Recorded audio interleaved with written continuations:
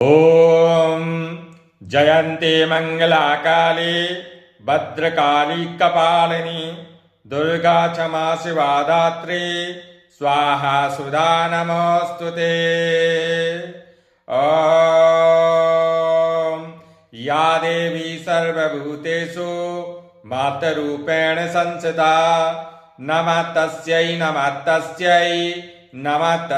नमो नमः। या देवी सर्वभूतेषु विद्यारूपेण संस्थिता नमः तस्यै नमो नमः। या देवी सर्वभूतेषु बुद्धिरूपेण संस्थिता नमः तस्यै नमो नमः।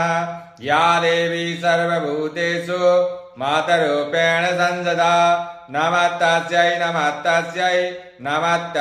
नमो नमः।